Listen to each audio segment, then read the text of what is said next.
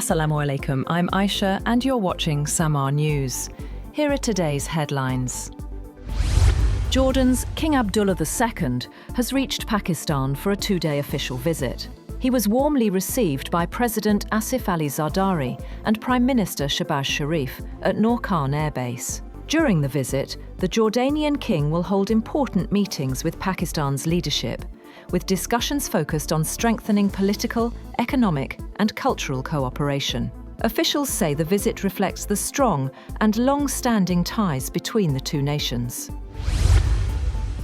US President Donald Trump has said that he thinks Thailand and Cambodia are going to be fine after he sought to mediate a flare-up in their border dispute. But the Thai leader continued to demand an apology from Phnom Penh. Thailand this week suspended a US-brokered ceasefire deal and demanded an apology over allegations that Cambodia had laid fresh landmines that injured Thai soldiers, which Cambodia denies. But the Thai Prime Minister has said that Bangkok will not adhere to the agreement until Cambodia admitted its violation and issued an apology for the latest incident.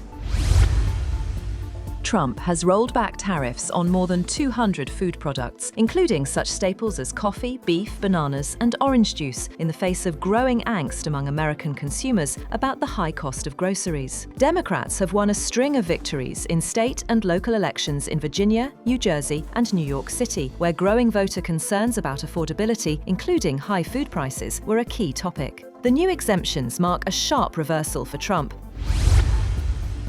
With the United States absent from the UN Annual International Climate Summit for the first time in 3 decades, China is stepping into the limelight as a leader in the fight against global warming. Its country pavilion dominates the entrance hall of the sprawling COP30 conference grounds in Brazil's Amazon city of Belém. Executives from its biggest clean energy companies are presenting their visions for a green future to large audiences in English, and its diplomats are working behind the scenes to ensure constructive talks.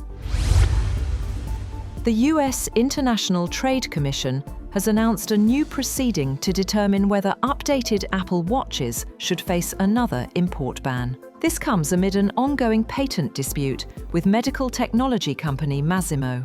The Commission will now investigate whether Apple's redesigned watches, created to bypass a previous ban, still infringe Masimo's blood oxygen monitoring patents.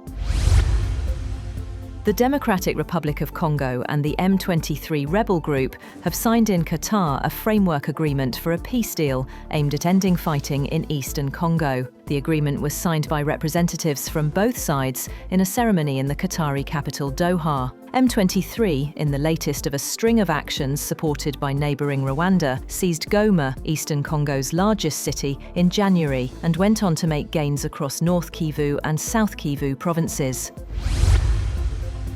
Iran has confirmed that its Revolutionary Guards seized a tanker carrying petrochemical cargo bound for Singapore in Gulf waters on Friday. Following inspections, authorities said the tanker was in violation for carrying unauthorized cargo. They did not provide further details. The U.S. Justice Department says it will follow President Donald Trump's request to investigate Jeffrey Epstein's ties to former President Bill Clinton and J.P. Morgan, shifting focus from Trump's own connections to the convicted sex offender Attorney General Pam Bondi appointed Manhattan's top federal prosecutor, Jay Clayton, to lead the probe. Trump has repeatedly urged federal authorities to investigate perceived political opponents, including former Treasury Secretary Larry Summers and LinkedIn founder Reid Hoffman, all named in thousands of recently released congressional documents. US President Donald Trump says he will likely sue the BBC for up to $5 billion after the British broadcaster admitted it wrongly edited a video of his January 6, 2021 speech. Trump's lawyers demand a retraction, apology, and compensation for what they called overwhelming reputational and financial harm. The BBC said the edits were an error of judgment, but rejected the defamation claim. At the Vatican, Pope Leo has met with a group of top Hollywood actors and filmmakers, expressing concern over the global decline in cinema attendance.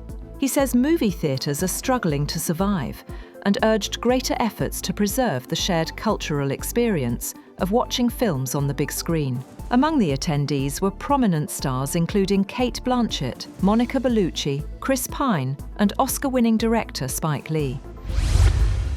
That's all for now.